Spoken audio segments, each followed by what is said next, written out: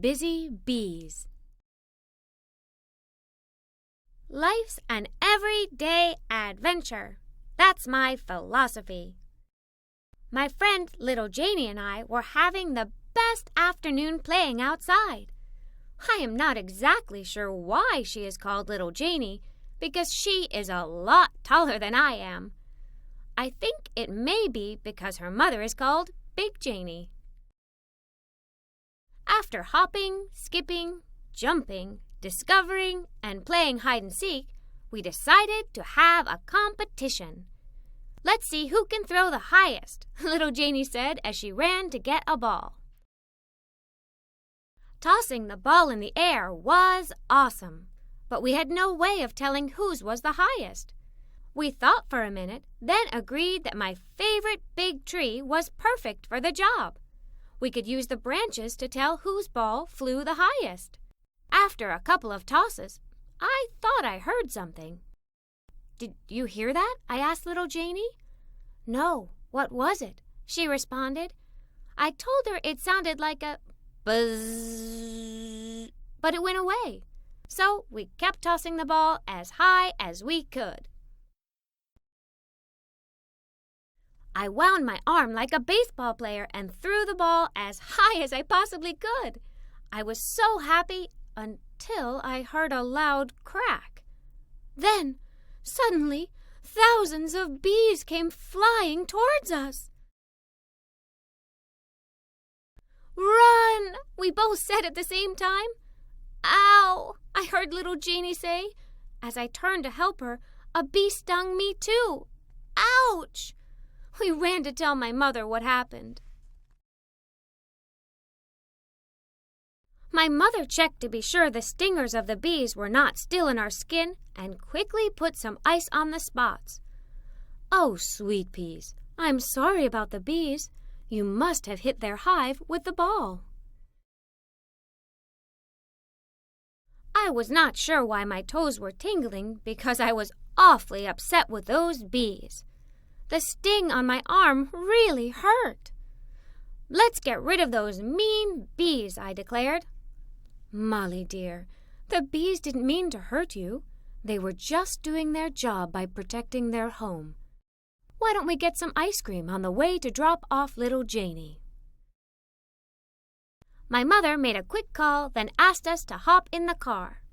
With our ice cubes still held to the sore spots, we passed our usual ice cream shop. "Hang on, ladies, you're in for a little surprise," my mother said with a smile as she continued driving. Little Janie and I were excited to see what my mother had planned. Soon the car slowed down. We looked out the window and saw a very strange place. It was a small, square building with a big black net covering the whole backyard. "Come with me, sweet peas. I want to introduce you to Buzz," my mother said as she took our hands. We walked through the door into a big glass room. As we looked carefully through the giant walls of glass, we saw millions of bees. I grabbed my mother's hand tightly. Just then, a large man in a spacesuit spoke to us. "Hello there, I'm Buzz, and this is my bee farm. I heard you met some busy bees today." Buzz took off his strange-looking hat and said, "I know you may not be happy with the bees that stung you today, but bees are terrific little creatures. Let me show you why." Buzz told us that there are many kinds of bees, but that his are all honeybees. As we watched them through the glass, he continued telling us that bees live in colonies called hives and are social, like people. Each hive has one queen bee. Her job is to lay all of the eggs. Most of the other bees are worker bees. They keep things clean, make the honey, feed the baby bees, and find food. But there are some bees called drones who stay with the queen bee to help her create all of her eggs. Buzz got really excited when he told us about their fantastic little bee bodies. He left for a moment, then returned with a bee in his hand. Don't worry, this is a drone bee, and he cannot sting because he doesn't have a stinger," Buzz said quickly before he placed the bee in my hand. As we looked closely at the bee, Buzz told us that bees have 5 eyes, 2 sets of wings, and even 2 stomachs. Better than that, he explained that each colony has its own scent, so bees always know how to follow the scent to get home. Bees do not have noses. They smell with their antennae. Buzz continued to surprise us with bee facts.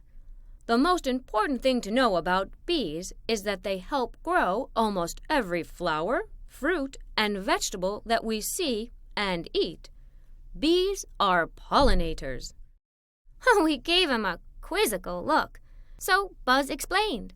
A pollinator is something which helps move a powdery substance called pollen from one plant to another, and pollen is what allows plants to grow and reproduce. Buzz said with a little chuckle that bees pollinate by accident. Bees are just doing their job, and as they do, the pollen from each plant sticks to their feet and bodies, so they carry it from plant to plant. He also said they talk to each other through a kind of bee dance called a waggle dance.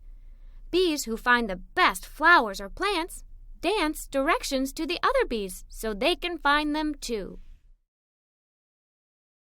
One of the last things Buzz told us was that bees are the only insects that make food that humans eat.